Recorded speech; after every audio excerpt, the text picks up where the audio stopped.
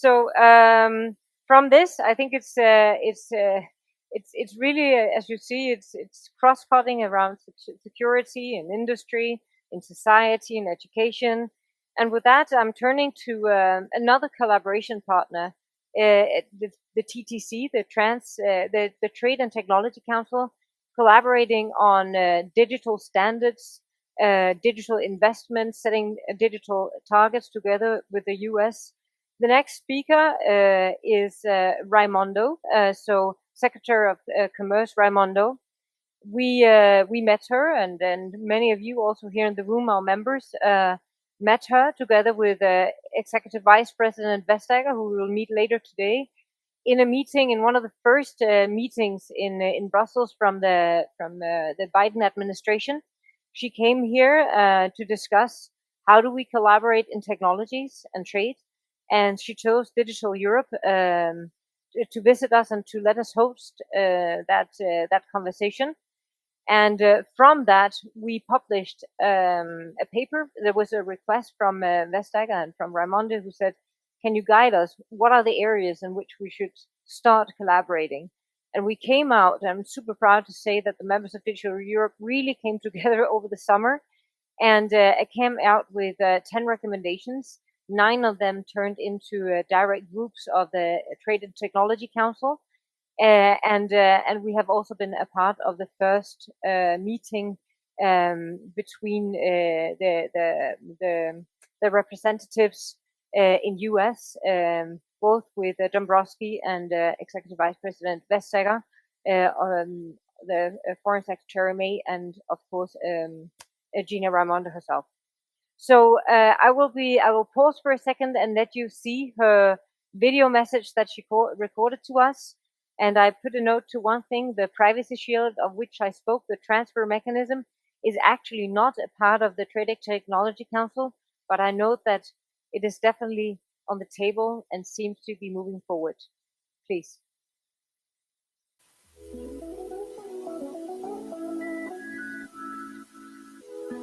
Hi, I'm Gina Raimondo, the U.S. Secretary of Commerce. Thank you for inviting me to speak with you today. The Biden administration views cooperation with the EU on digital issues as crucial to the future of transatlantic commercial relations and global digital policy. That's why the US and EU have to work together to write the rules of the road for the digital technologies that are defining the 21st century. The US-EU Trade and Technology Council is at the forefront of our efforts to engage with the European Commission on important digital issues. It's also vital to our work on expanding US-EU bilateral trade and investment, avoiding unnecessarily restrictive technology barriers to trade, coordinating on the development of standards, and supporting collaborative research. The TTC working groups have identified priority areas for collaboration, including regulation of emerging technologies, cybersecurity, and supply chain resilience. If we want our growing transatlantic digital economy to flourish and remain competitive, then we have to work together to support the cross-border data flows that underpin nearly every part of our relationship. In light of that, the Biden administration considers finalizing an enhanced privacy shield the number one priority, and I remain actively engaged in those negotiations. We remain optimistic that we can reach a durable arrangement that fully addresses the European Court of Justice's ruling in Schrems II, that can withstand future legal challenges and is based on our shared democratic values. Data and innovation are some of the most powerful tools we have to address pressing global issues. We know that enhanced data flows help researchers improve medical assessments and identify alternative options to treat diseases. Nowhere is this more relevant than in our fight against COVID. But we also have to ensure that we take privacy into account. People should be able to make their own decisions about their data, including the ability to opt into sharing their data for medical research. We look forward to continuing our engagement with the EU to ensure safe, accessible, and innovative digital age that maximizes the benefits of the digital economy. Before I close, I'd like to recognize the several women participating in today's event. They are working in key technology and policy roles and laying the groundwork for even more women in the field. It's great to see and to be a part of it. Thank you again for the opportunity to speak with you today. There, let's give her a hand. So it's no secret that this morning we actually gave our second publication on the TTC, which contains concrete advice on each of the 10 subjects, from common standards on artificial intelligence and cybersecurity to soft targets on skills and health. So the next panel that I'm delighted to bring on stage, I know we have two people at least in the room, Daniela Braga from the founder and CEO of Defined.ai. Please may I welcome you on stage. And not least, Karen Massin from Google, Head of Government Affairs and Public Policy on the EU Institute of Google. Please. And then, yes, that's fine. Yes, it's fine. We'll see. And then I know that we have also two people online. We have Peter Harrell, Senior Director for International Economic Affairs and Competitiveness from the White House. And we have Stefano Sannino, the Secretary General of the European External Action Service. And I think we have our guest arriving online in a second. Yes. I don't see them yet, but okay. We can hear you. Oh, you can. Good. Yes, and we can see you. you. We can see you. I hope you can see us. Welcome to the event, and thank you so much for joining us here today. As you see, we have around 3,000 participants following us online today, and we have around, which you cannot see, 100 people in the room actually here in person also today. Thank you so much for coming to this session. Today is all about the TTC. So I think that we can say that we have a common interest in moving forward this agenda of establishing common rule sets and how we govern this digital decade. And with us here today, we have two businesses and of course, two policymakers to actually see how we can move forward that agenda. So let me start by kicking off this panel by addressing you, Stefano Sannino. How do you see the role? I mean, what is the role of the TTC in the transatlantic relation? I mean, are we stumbling over all the roadblocks of trade fights, or is it really a new agenda that is kind of setting the scene and moving ahead? Well, I think that it is certainly something completely new, and from a certain point of view, opening a new chapter in the relations between the European Union and the United States. That was the sense of the work that we wanted to do together, and I think that overall, it's the sense of what this administration, the U.S. administration, has wanted to do and work much more closely with us. It is also clear that when we speak about trade and commerce, we are partners and we are also competitors. But this does not mean that we cannot be able to work together, especially in key areas which are of common interest. And we cannot forget that our trade and investment relationship is the largest in the world. So the Council, the TTC, is a flagship initiative from that point of view, which is bringing together two sides which are of strategic importance, one for the other.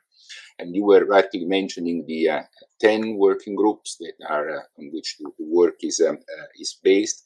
And essentially, the bottom line is how we can cooperate when it comes to emerging technologies, to standards, to supply chain resilience, to promoting and protecting together rights, how we can advocate the removal of unnecessary trade barriers, and in general, how we can work together in addressing non-market practices. So it's very broad agenda, it's very ambitious, but also very necessary.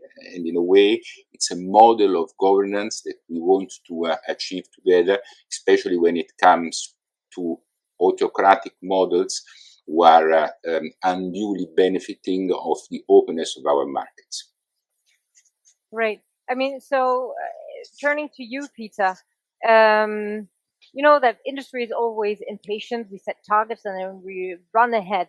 So now it's midterm elections, and even here in Europe, we have soon the French election. Is there a chance that the TTC will kind of fall in the background of internal interest, or do you see this as one of the things that will, you know, overcome that and really survive also in the public dialogue? No, thanks, Cecilia, for the question. Let me say it's such a pleasure to be able to join the Masters of Digital conference and to speak to you. I am so sorry I was not able to come to Brussels to do this in person. I'm envious of those of you who are in Brussels, miss the food and the beer, but wish I hopefully soon we'll be back in Brussels, and really appreciate the chance to speak with you today about what is a really important mechanism of transatlantic cooperation, the TTC.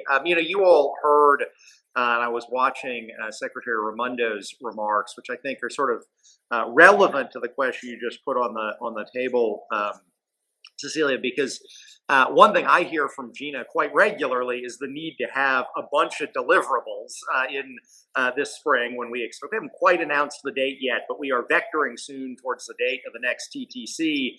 And I think on both sides of the Atlantic, certainly my political leadership here with Secretary Raimondo, Secretary Blinken, and Ambassador Tai are very clear we're going to have a very robust set of concrete deliverables and actions at the next TTC. So I think that from a Washington perspective, this remains something that we are extremely excited about. We think there's a tremendous amount of opportunity already developing to work together on, the full range of issues that Stefano laid out on some of the trade set of issues and cooperation around non-market economies, on setting high standards in technology and key emerging technologies, thinking through the sort of digital and technology and digital economy set of issues. I really think there is so much that unites us here. And certainly in Washington, the enthusiasm remains, I wouldn't even just say unabated. It's, if anything, higher than at the launch of the TTC in September, because we really see this as such an important vehicle. I did want to say, you noted in your opening remarks, the Secretary talked on it in her remarks. The US-EU data flows successor agreement to Privacy Shield, obviously not part of the TTC because we had started those negotiations prior to the TTC launching, but just another hugely important part of the transatlantic relationship.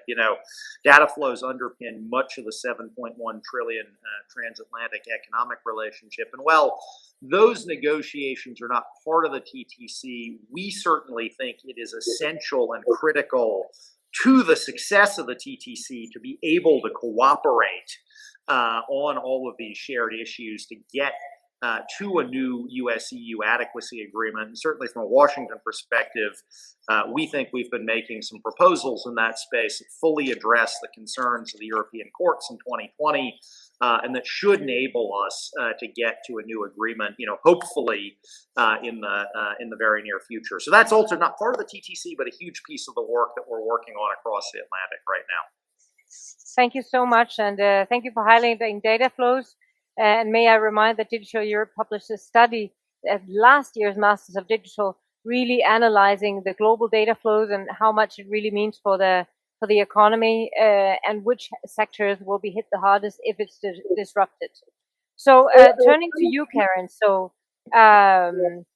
we have the transatlantic cooperation, defending democratic values, creating common markets. What's the role of the industry? I mean, what's the role that we can take as an industry to support this process? Thank you very much.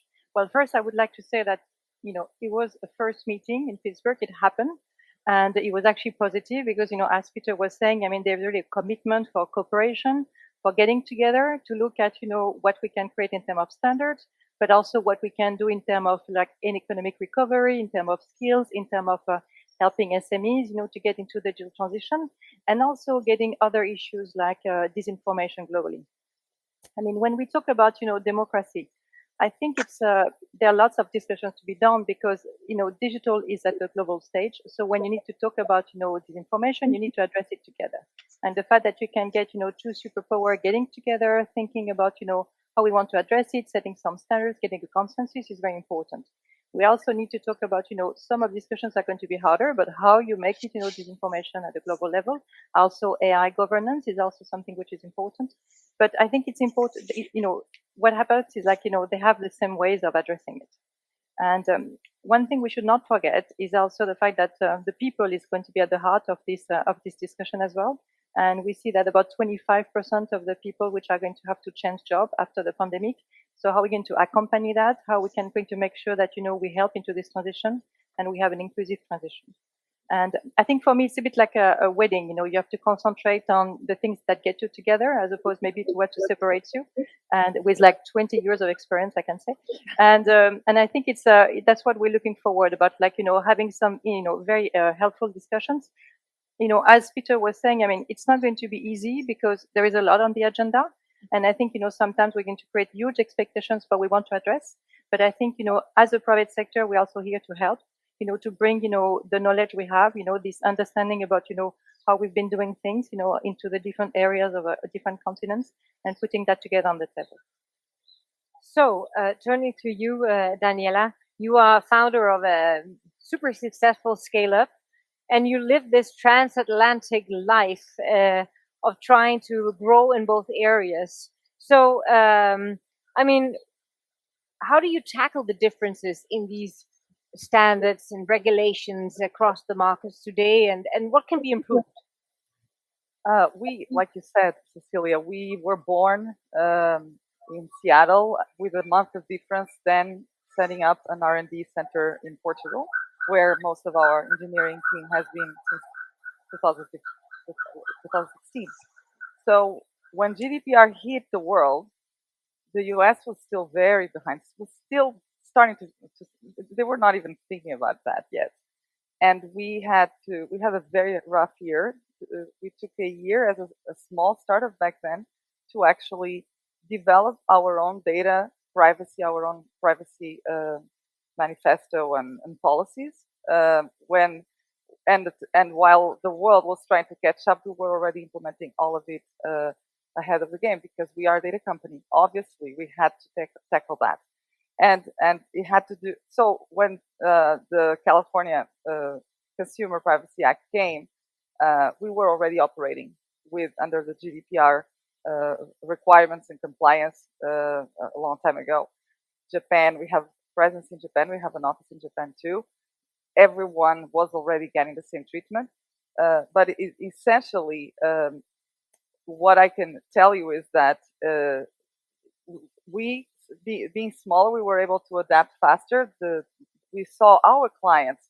We work with the largest builders of AI in the world struggling to catch up. A lot of fear on how to where to put their data. So we were at some point heavily requested to only handle data in secured facilities. Then data leaks with the effective Facebook shut down the world into fear of even touching clients' data or touching any data. So this has been hard. In many ways, it's always a back and forth of innovation, of trying to be much more secure. We have the ISO initiatives, the ISO certificates have been doing a great job. We have there was already 27001 for data security. We have now a new one on data privacy, the 27701. And I think more and more, these global certificates are becoming absolutely critical for everyone dealing with this, with AI at least. So legal clarity across the many markets in which you act would make it a lot more easy. Legal clarity and more auditors and certifications, absolutely.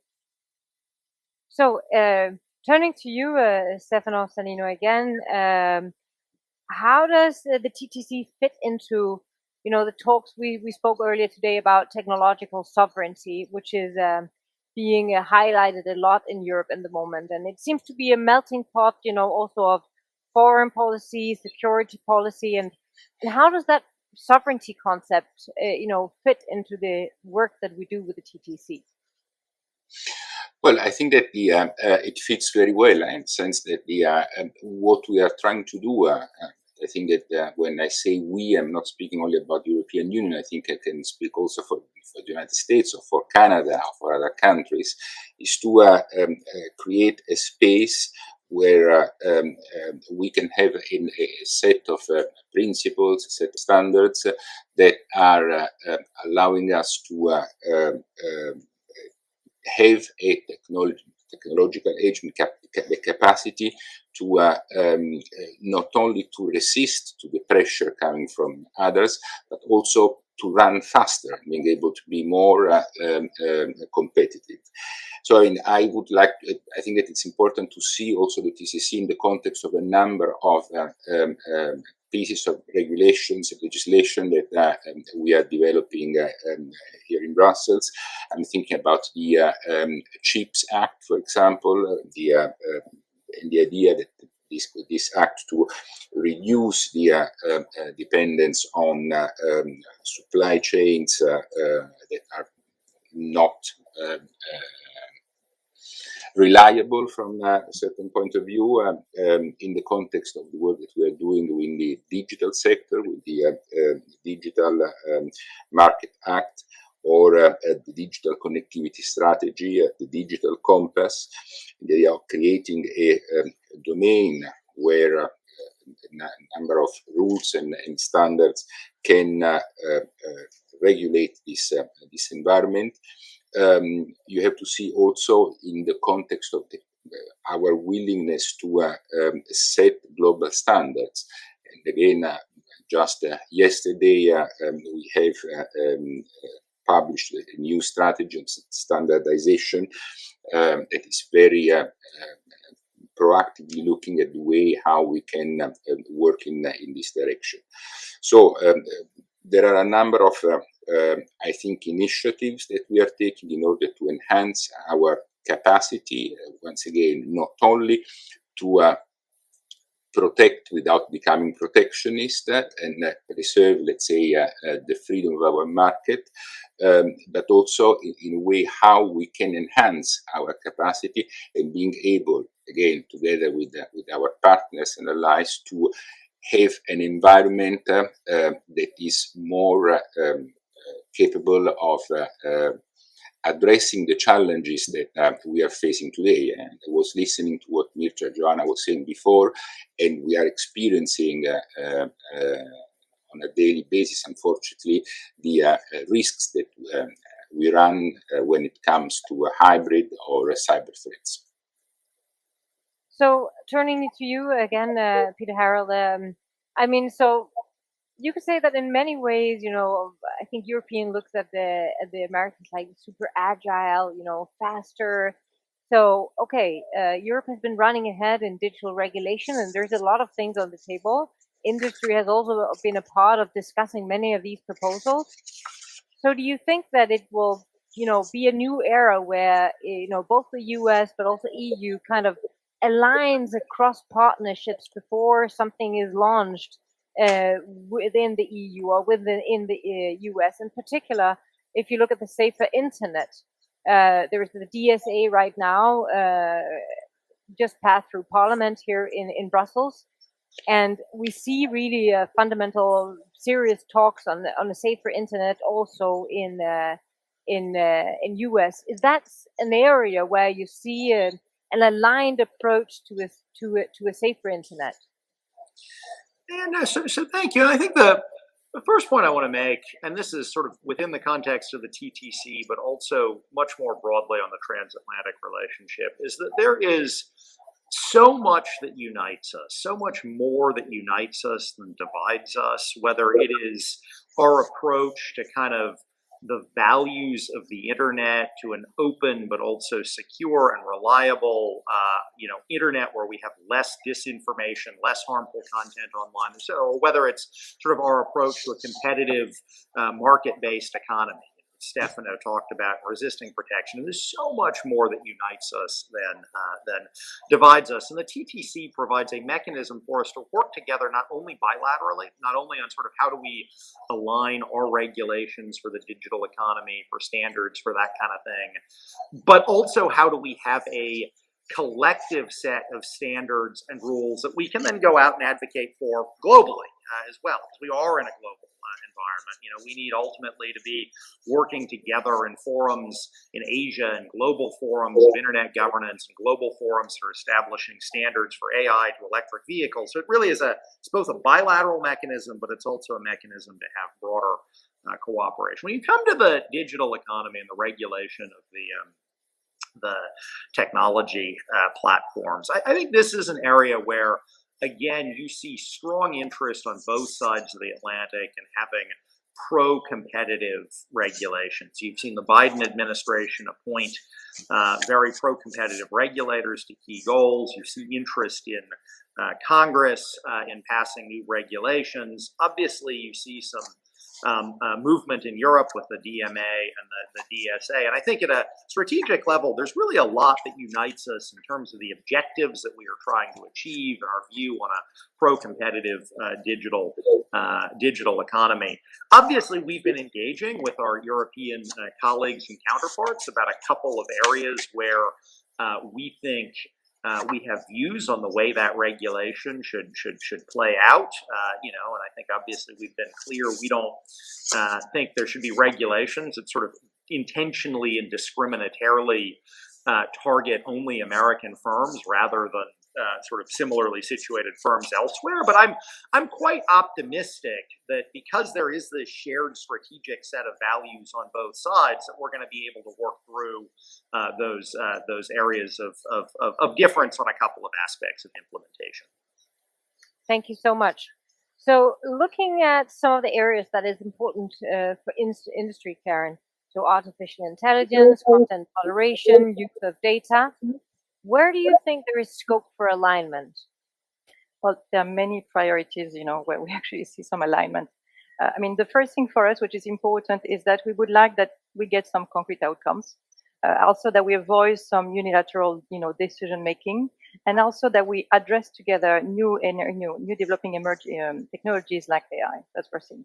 So now looking into details about areas. So first, I have to say that I'm going to make publicity, but there is the beautiful report, from DIGITALEUROPE, which I basically use, looking at the 24 targets for TTC, and I'm going to spare you the idea about looking at it, so I'm going to summarize it for you today. And the first thing is AI. It's super important for us, and I think you absolutely agree. It's the basis of all the technology, and it's everywhere into all the products. It's a lot of it is going to really enabling, society to innovate. But actually, there are a lot of standards. But there's like 5, 6, 7 standards floating everywhere. So, because the US and Europe are so big in terms of their power, if they get together and align concretely into recognizing the standards, which one are good, basically setting a kind of common lexicon, some metrics, and deciding, what are going to be the benchmark, deciding with maybe ISO or IE, what they're going to do to use forward. So this is I would say easy hanging fruit, and that would be extremely important, basically moving forward on the AI. Moving to the safer internet, which what we call the DSA in Brussels. I think, as I was saying before, I think the TTC can also help to boost the trust globally about this information and to really try to address it, to provide clarity about the role and the responsibilities of the different actors, and try to actually remove basically, to the extent possible, the illegal content or the harmful content. And I think this is a global challenge, and that actually it requires basically a global action on that, through the TTC. And also what we should do is maybe just harmonize the framework, looking at, the content moderation. Should we actually develop some common principles about how to target it? Maybe producing some common templates about how to report basically the transparency. And also another thing which is important, is on the terrorist content, that we eliminate. Basically, some of us basically are partners of the Church Call for Action, And getting more countries and more partners to support that would actually help as well to fight terrorist content. Another issue is DMA.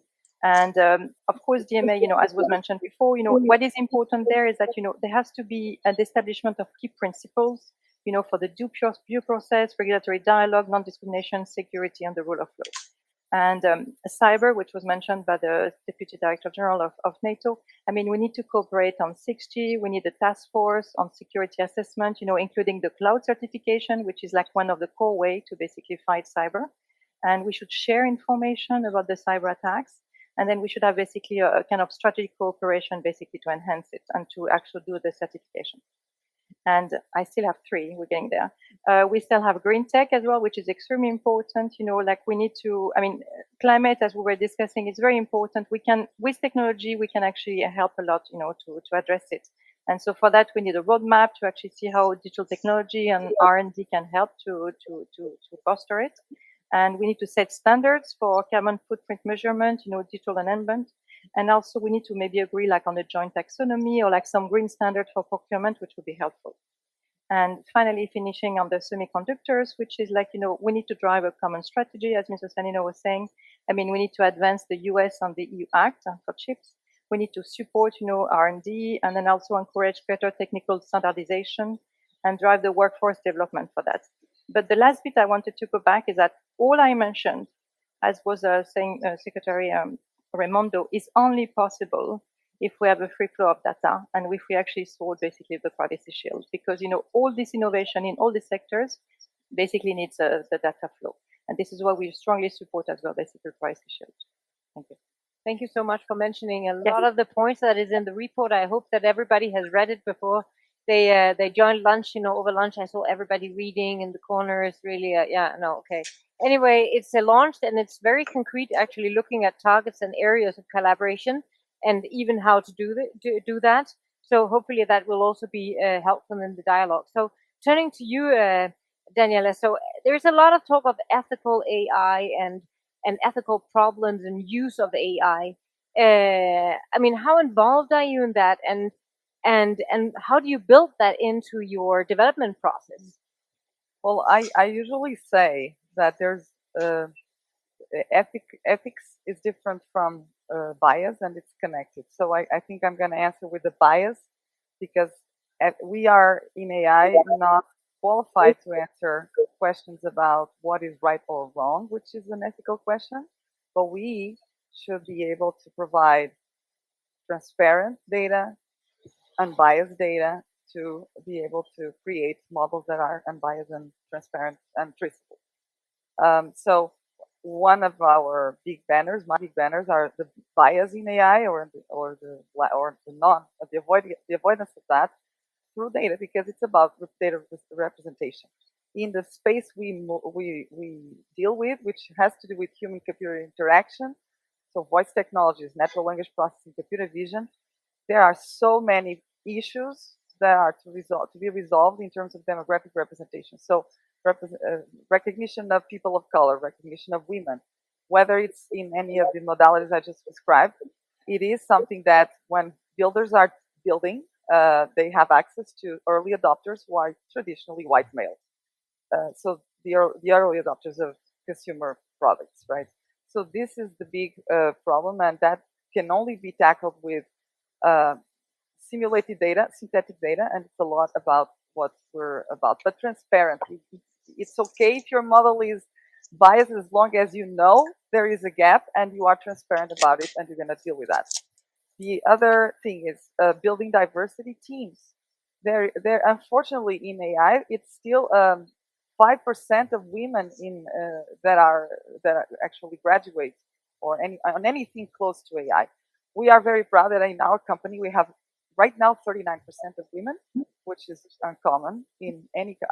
Traditionally, I've been in the field for 23 years, and we were always 20%, 5%.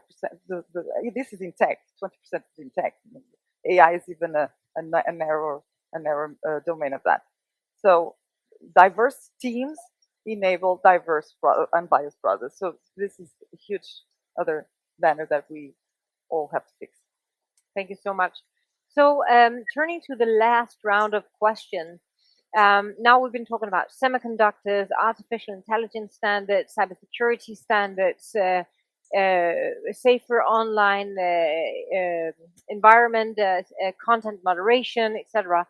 So there are also some softer things. I remember Blinken. He really he quoted in the last meeting. He said, okay, the ones that really have the skills of the future really hold that technological advantage also. And we know that we have a huge skill gap and need to bring along a large amount of people on this journey. So two questions in one, I would say. Are there space also to find common ground and target on, for example, diversity and women in IT and in reskilling of the workforce or even educational curricula? And two, I mean, what are the low-hanging fruits? Now, we know most likely there will be a date in March and May again physically. I mean, after May, after the May meeting, what are the low-hanging fruits?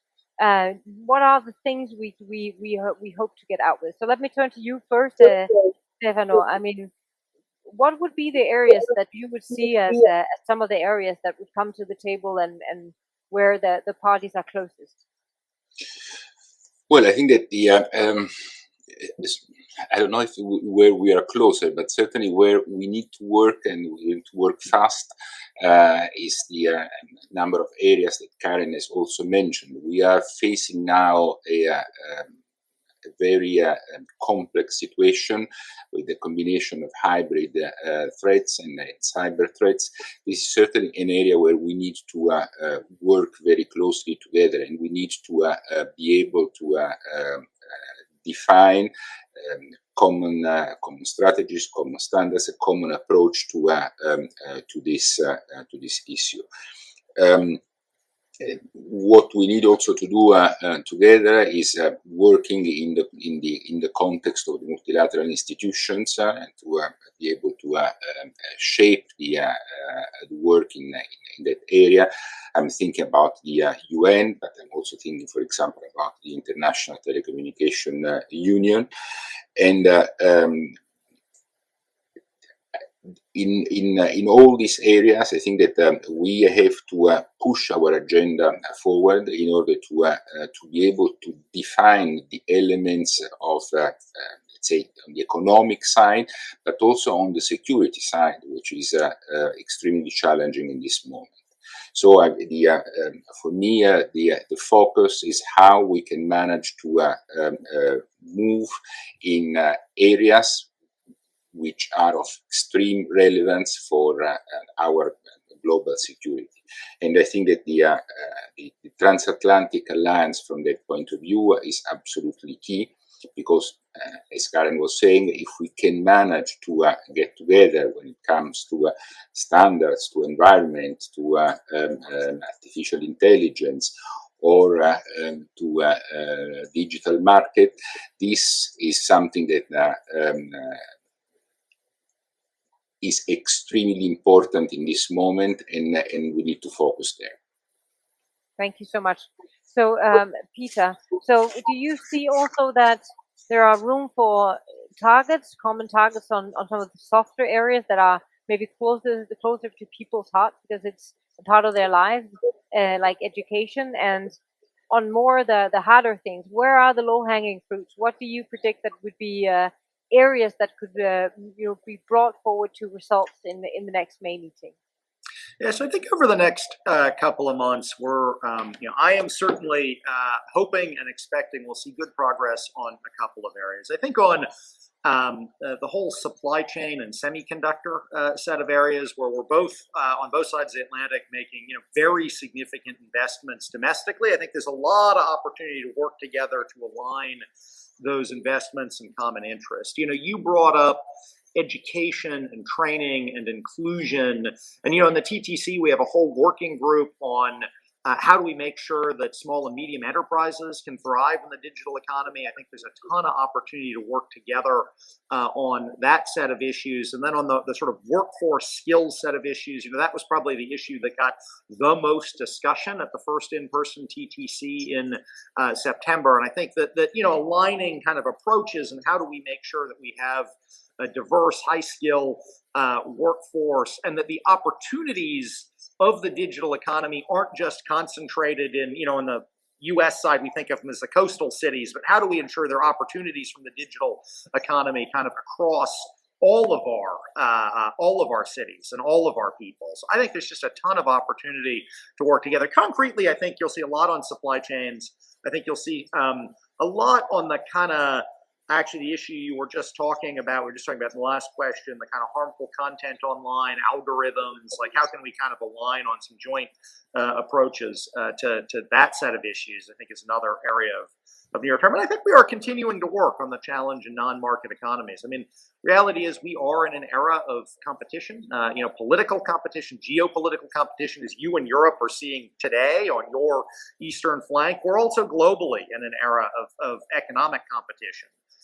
That's not, hostility economically, but we are in an era of competition. We have to work together to take on the challenges of non-market economies. And I think you'll see some forward momentum on that set of issues as well.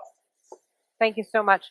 So turning to the two industry representatives from a large corporation and a smaller corporation, what does success look like? For me, would be that industry is part of the dialogue, because I think we have a lot of technical knowledge that we can actually bring there. I also believe that success would be if we actually are consistent on the emerging technologies and also avoid unilateral initiatives, because as I said, digital is global. So for us, be able to work on the same standards, the same process, globally is very important. So that would be success. Very quickly, data and models sharing across the two sides of the Atlantic in areas that are human relevant, and otherwise we can't move. We will continue to move at very different speeds if we don't share more. Great. Thank you. Thank you so much for participating in this panel. I urge you to read our great report with all our recommendations on how to move the 10 groups ahead. You have all our support to find great solutions and access to our knowledge. Thank you so much, Stefano, Sannino. Thank you so much, Peter, Harrell. Thank you so much, Karen, and thank you so much, Daniela.